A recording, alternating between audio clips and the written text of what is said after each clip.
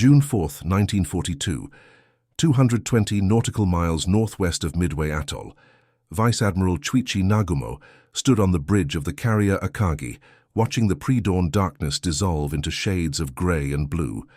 The sea was calm, the visibility excellent. Intelligence reports had assured him that American carriers were thousands of miles away, still licking their wounds near the Solomon Islands. His 4 carriers, Akagi, Kaga, Soryu, and Hiryu, represented the most powerful naval striking force ever assembled in the Pacific. They had crushed Pearl Harbor, swept through the East Indies, and dominated the Indian Ocean. Today would be a simple operation: soften up Midway's defenses, prepare for invasion, and extend Japan's defensive perimeter another 1,000 miles eastward. They believed they knew exactly where the American fleet was positioned. They were about to discover how catastrophically wrong intelligence could be, and how a single miscalculation could transform triumph into disaster in the span of 5 minutes. Before we dive into this story, make sure to subscribe to the channel and tell me in the comments where you are watching from. It really helps support the channel. This is the story of how Japan's most experienced commanders learned, in the most devastating way possible, that their entire strategic picture had been built on faulty intelligence, and watched helplessly as 4 irreplaceable carriers vanished beneath the waves, carrying with them Japan's hopes of victory in the Pacific. Commander Mitsuo Fuchida, the man who had led the airstrike on Pearl Harbor 6 months earlier, stood in the Akagi's operations room reviewing the morning's attack plan. 108 aircraft were being prepared for the first wave against Midway, 36 Nakajima torpedo bombers loaded with land bombs, 36 Aichi dive bombers, and 36 Zero fighters for escort. Another 108 aircraft were being held in reserve, armed with torpedoes and armor-piercing bombs for anti-shipping strikes, just in case. But Fuchida knew those reserves would not be needed. The intelligence briefings had been unambiguous. American carriers were not in the area. Japanese naval intelligence, which had broken American codes before Pearl Harbor, had become overconfident in its assessments. They had failed to detect that American codebreakers had achieved something extraordinary. They had cracked the Japanese naval code, designated JN-25. Commander Joseph Rochefort, a lanky cryptanalyst working in the basement of Pearl Harbor's administration building, had spent months piecing together fragments of intercepted Japanese communications. His team worked in a windowless room they called the Dungeon, surrounded by stacks of decrypted messages, operating on coffee and determination. By late May, Rochefort had identified a massive Japanese operation planned for early June, targeting a location repeatedly referenced as AF. Rochefort believed AF was Midway. To confirm this, he devised an ingenious test. He instructed Midway to send an uncoded message reporting that their water distillation plant had broken down. 2 days later, Japanese intelligence transmitted a message stating that AF was short of fresh water. The trap had worked. Rochefort now knew where the Japanese would strike, and when. Admiral Chester Nimitz, commander of the Pacific Fleet, made a decision that would have seemed insane to anyone who did not know what Rochefort had discovered. He ordered every available carrier to a position northeast of Midway, directly in the path of the approaching Japanese fleet. The carriers, Enterprise, Hornet, and Yorktown, the latter hastily repaired after suffering severe damage at the Coral Sea just weeks earlier, steamed toward a designated position called Point Luck. The American force was commanded by Rear Admiral Frank Jack Fletcher aboard Yorktown and Rear Admiral Raymond Spruance aboard Enterprise. Together they controlled 233 aircraft, less than half the Japanese total. But they had something more valuable than numbers. They knew exactly where Nagumo would be, while Nagumo had no idea they existed. On the Japanese side, the intelligence failure was not a single mistake, but a cascade of assumptions. Japanese reconnaissance had been inadequate. Long-range seaplanes that should have searched the waters northeast of Midway were delayed by mechanical problems. A planned submarine cordon, meant to detect American ships moving from Pearl Harbor toward Midway, was established too late. The American carriers had already passed through the area days earlier.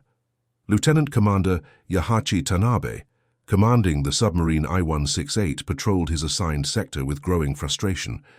His orders had placed him on station on June 1st. But intelligence estimated that American ships would not leave Pearl Harbor until June 3. Tanabe had no way of knowing that Enterprise and Hornet had departed on May 28 and Yorktown on May 30th. The Americans were already in position when Japan's reconnaissance net was still being deployed. At 0430 hours on June 4th, Nagumo launched his first strike against Midway. Lieutenant Joichi Tomonaga led the formation south toward the atoll. The carrier decks were scenes of controlled chaos. Flight deck crews in colored jerseys signaling aircraft into position, engines roaring to life, the sweet smell of aviation fuel mixing with salt air. Watching the aircraft disappear toward the southern horizon, Nagumo felt satisfied. The operation was proceeding exactly as planned. His 4 carriers steamed in a box formation, 900 meters apart, surrounded by 2 battleships, 3 cruisers, and 11 destroyers. This was the Kido Butai, the first air fleet, the most powerful naval formation Japan had ever fielded. What Nagumo did not know was that at that precise moment, 220 miles to his northeast, American carrier crews were already preparing their own strike. Pilots were being briefed in ready rooms aboard Enterprise, Hornet, and Yorktown. They had been awakened at 0130 hours with news that a PBY Catalina patrol aircraft had spotted the Japanese fleet. Lieutenant Commander John Waldron, commanding Torpedo Squadron 8 aboard Hornet, addressed his 15 crews with characteristic bluntness. His squadron flew the Douglas TBD Devastator, a torpedo bomber that was already obsolete. It was slow, poorly armored, and carried a torpedo that frequently malfunctioned. Waldron knew his men were being sent against the most formidable fighter screen in the world. He told them to check their guns and follow him in. At 0600 hours, Midway's air defenses launched everything they had at Tomonaga's incoming strike. Marine fighters, a mix of obsolete Brewster Buffaloes and a handful of Wildcats, climbed to intercept. They were shredded by the Zero escorts. The Zeros were faster, more maneuverable, and piloted by veterans with hundreds of combat hours. Marine Captain Marion Carl, one of the few survivors, later described watching his squadron mates torn apart by Zero cannon fire before even reaching the bombers. The attack on Midway was effective, but not decisive. Tomonaga's bombers damaged buildings and fuel tanks, but the runways remained operational. At 0700 hours, Tomonaga radioed Nagumo a message that would prove fateful. Another strike was needed to fully suppress Midway's defenses. Nagumo faced a decision. His reserve aircraft were armed with torpedoes and armor-piercing bombs for attacking ships. If he followed Tomonaga's recommendation, he would need to bring those aircraft below deck and rearm them with land bombs for a second strike on Midway. This would take at least an hour.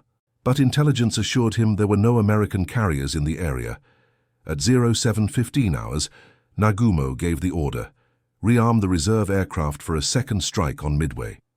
Below decks, ordnance crews began the laborious process of removing torpedoes and replacing them with land bombs. It was dangerous work.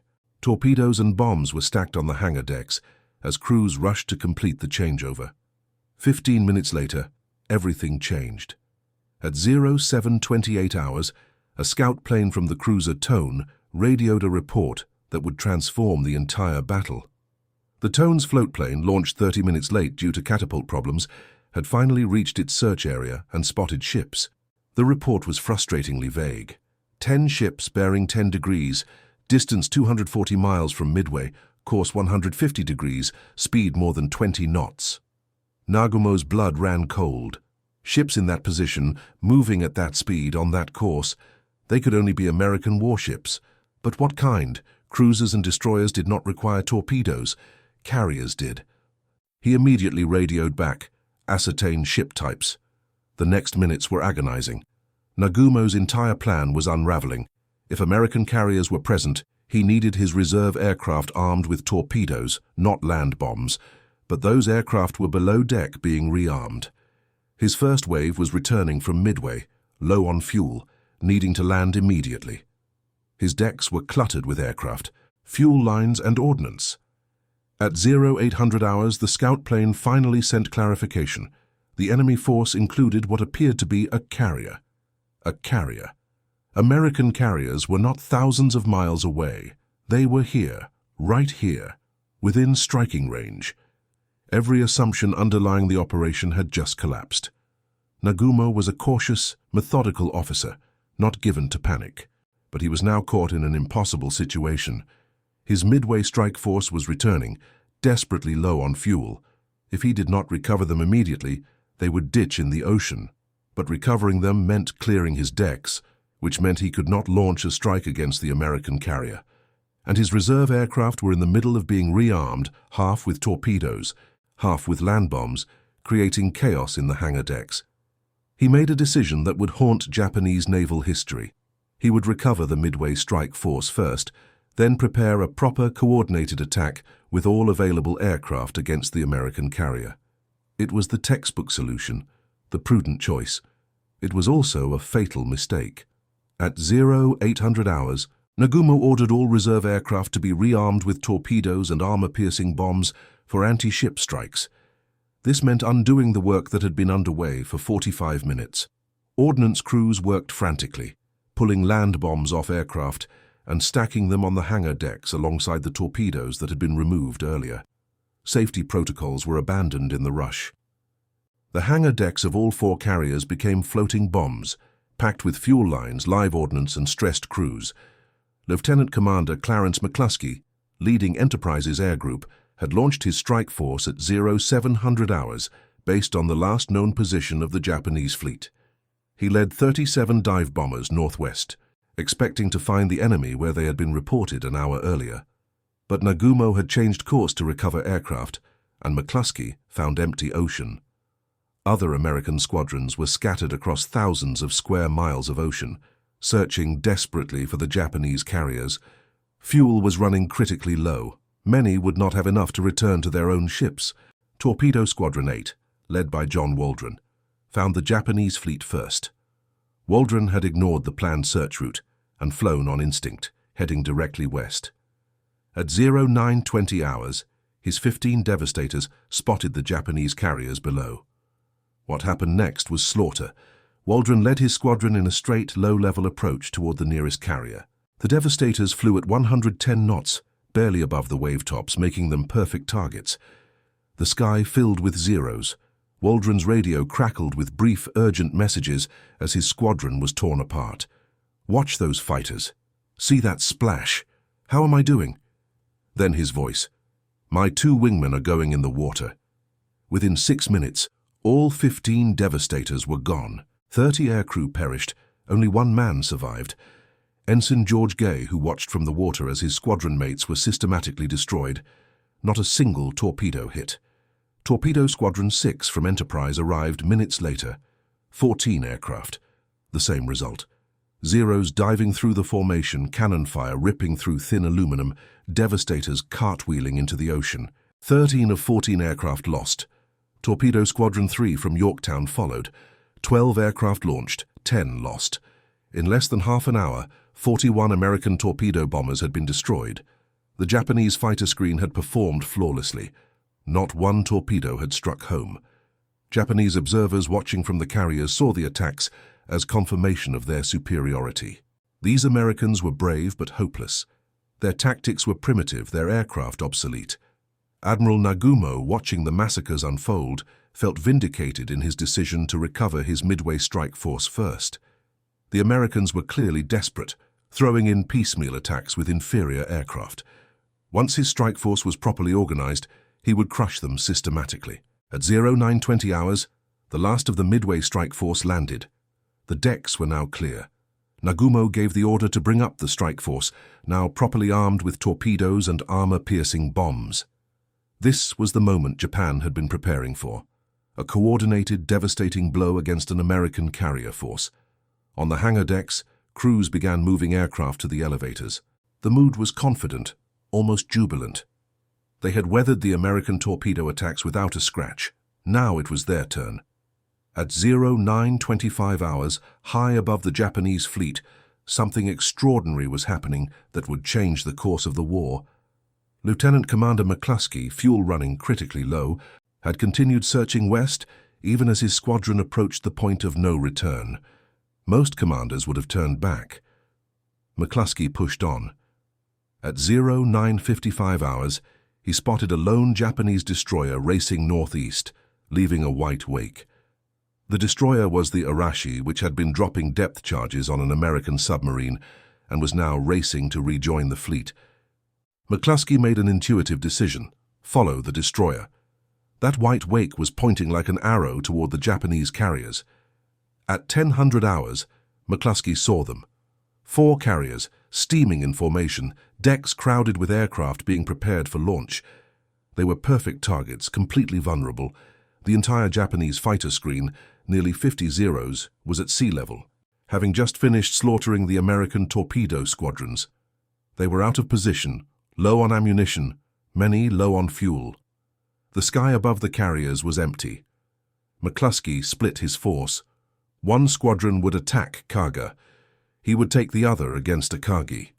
He gave the order to push over.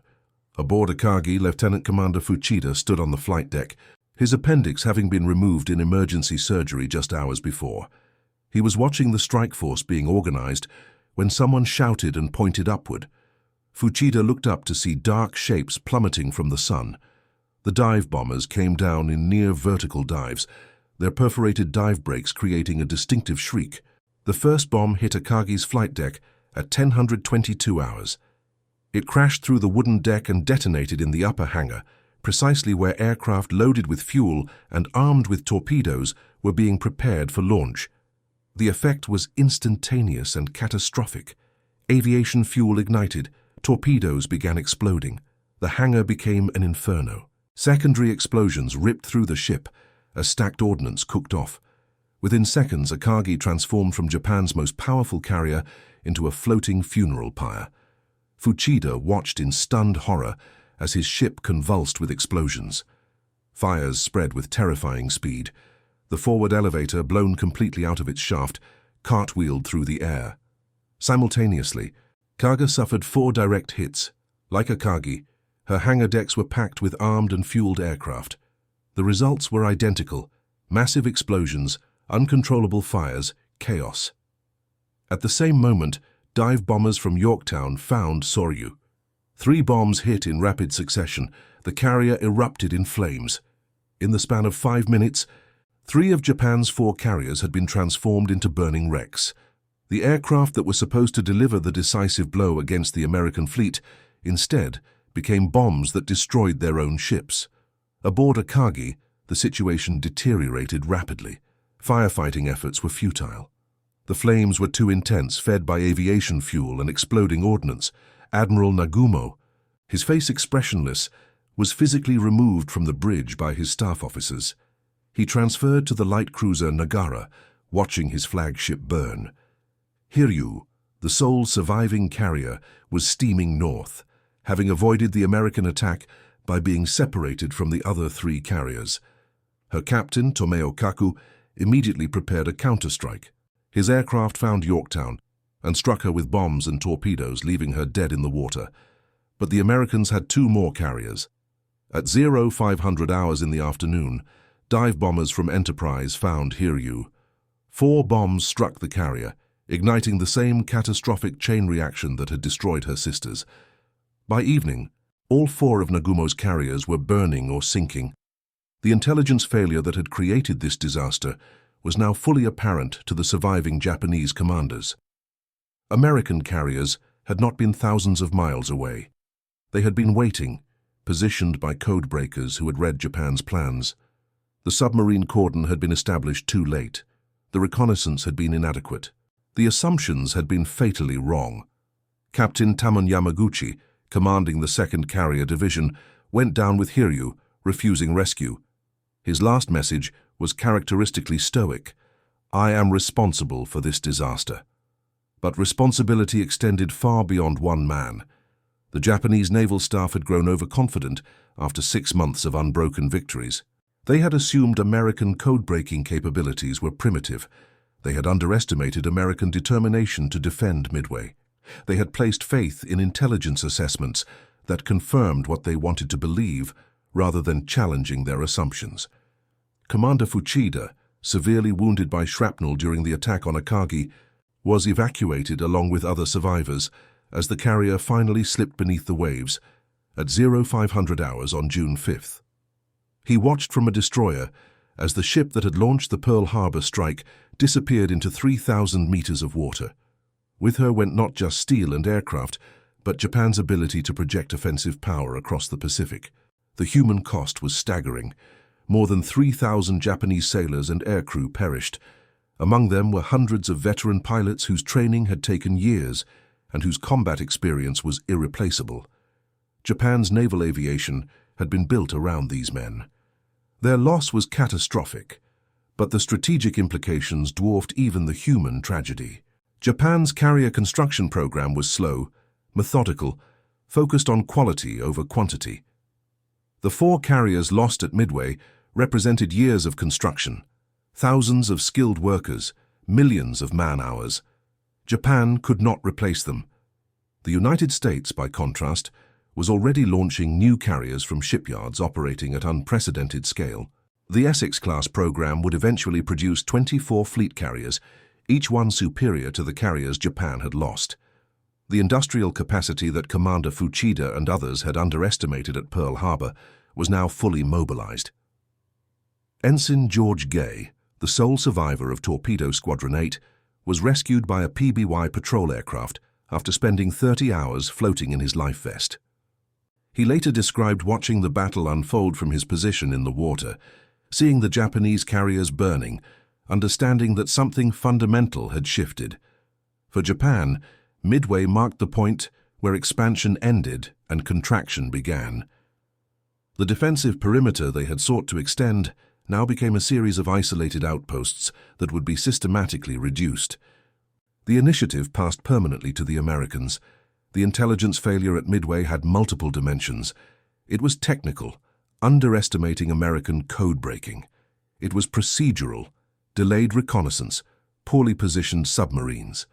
It was psychological, confirmation bias that led commanders to accept intelligence that matched their preconceptions. But the deepest failure was strategic. Japan's plan assumed they could control the pace and location of encounters with the American fleet. Midway revealed that the Americans, informed by signals intelligence, could choose when and where to fight. This advantage would persist for the remainder of the war. The 4 carriers resting on the bottom of the Pacific, Akagi, Kaga, Soryu, and Hiryu, carried with them Japan's hopes of a negotiated peace. The strategy had been to inflict sufficient damage that America would accept Japanese dominance in the Western Pacific. Instead, Midway demonstrated that Japan faced an opponent with superior intelligence, growing industrial might and absolute determination. In Tokyo, the extent of the disaster was concealed from the public. Surviving crew members were quarantined to prevent them from speaking about what had happened.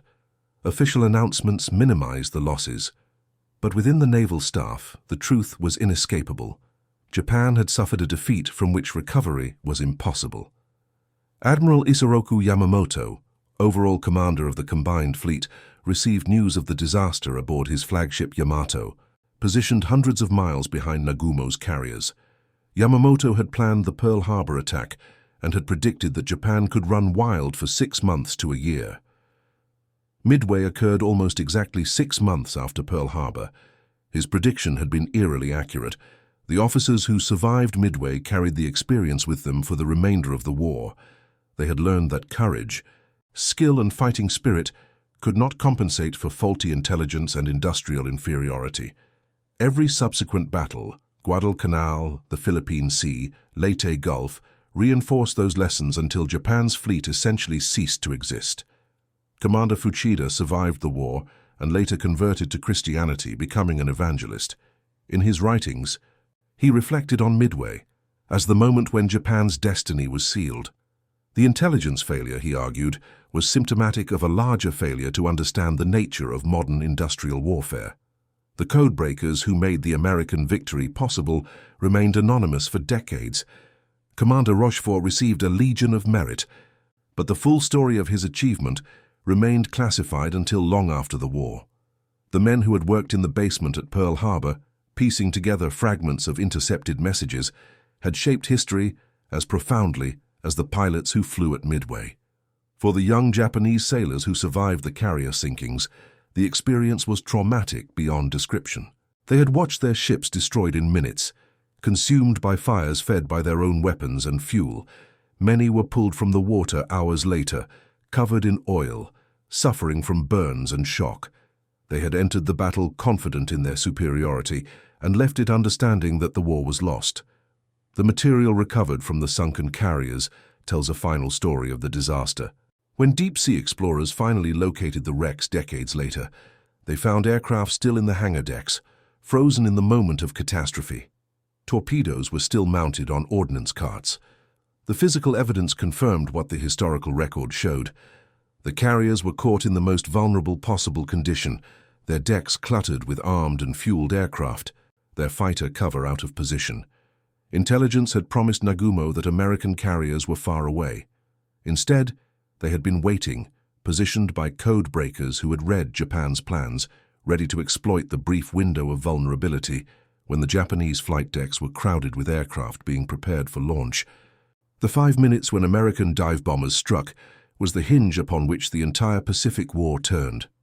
The young aviators who had flown from the American carriers, many of whom did not survive the day, had achieved something extraordinary. Flying obsolete aircraft against a superior enemy, suffering catastrophic losses, they had pressed their attacks with a determination that pulled the Japanese fighter screen down to sea level, leaving the sky above the carriers undefended. Their sacrifice created the opening that the dive bombers exploited. The final irony was that the intelligence failure that doomed the Japanese carriers had its origins in Japanese overconfidence after Pearl Harbor. Having succeeded with surprise at Hawaii, Japanese naval staff assumed they retained the initiative and could continue to dictate the terms of engagement. They failed to consider that an opponent as technologically sophisticated as the United States might break their codes just as they had broken American codes. That miscalculation, combined with delayed reconnaissance, late submarine deployment, and a confirmation bias that led commanders to accept reassuring intelligence over disturbing possibilities, created the conditions for disaster. When the dive bombers appeared overhead, Nagumo's carriers were caught in exactly the situation that proper intelligence and reconnaissance should have prevented. The battle demonstrated that in modern warfare, information superiority could be decisive. The side that knew where the enemy would be and when could concentrate forces at the critical point. The side operating on faulty assumptions, no matter how powerful, could be caught vulnerable and destroyed. For Japan, the lesson came too late. The 4 carriers lost at Midway could not be replaced in time to affect the war's outcome. The veteran aircrew who went down with them represented years of training that Japan's accelerated wartime program could never replicate.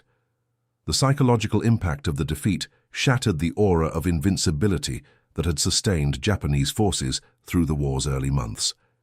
American forces, by contrast, drew confidence from Midway. If Japan's most powerful naval formation could be destroyed in a single morning, then victory was achievable. The road would be long and costly, but the outcome was no longer in doubt. The commanders who made the critical decisions at Midway, Fletcher, Spruance, McCluskey, Waldron, and dozens of others, became legends in American naval history. But the true architects of victory were the anonymous code breakers who had given those commanders the priceless gift of knowing where the enemy would be. Intelligence had proven more valuable than battleships. And that concludes our story. If you made it this far, please share your thoughts in the comments. What part of this historical account surprised you most? Don't forget to subscribe for more untold stories from World War II, and check out the video on screen for another incredible tale from history. Until next time.